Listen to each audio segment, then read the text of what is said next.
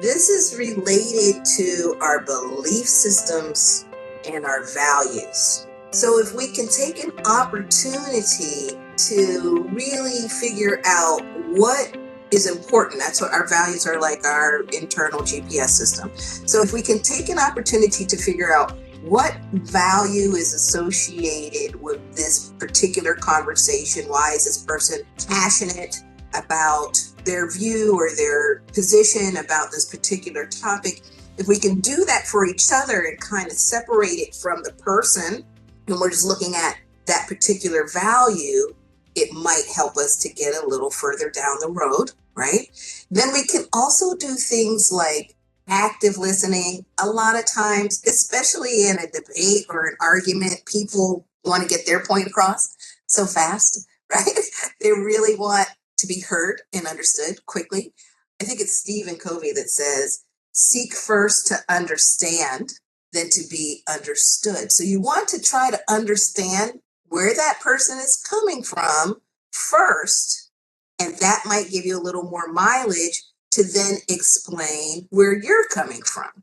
And then to use active listening skills, not just listening, but active listening. Like there's a difference between hearing and active listening.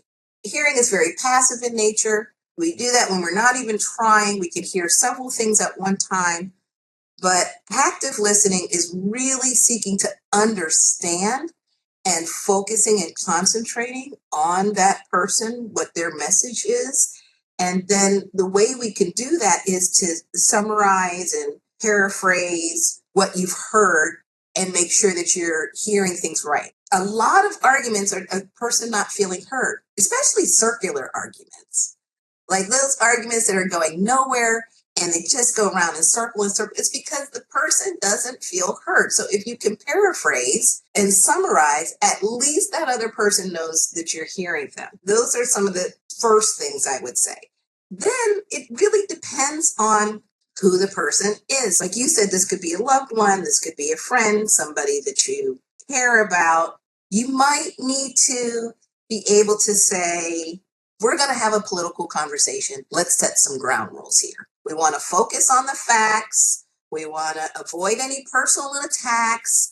You might think it goes without saying, but with something that it can be so emotionally charged, and some people have such high stakes and connection to their affiliations, setting some ground rules in advance, like proactively, like not waiting for there to be some things that are very hurtful, or not waiting until the relationship is in jeopardy. Like do these things in advance.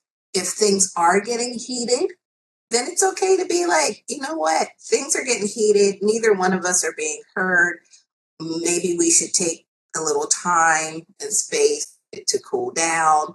And then maybe before you go back to the conversation, have some type of bonding activity, or maybe focus on some common interest outside of politics.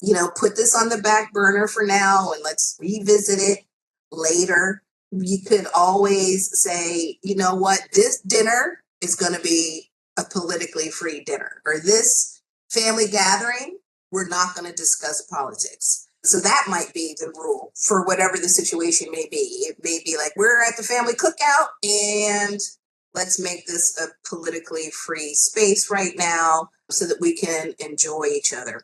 But, I think it's important to acknowledge the diversity of opinion.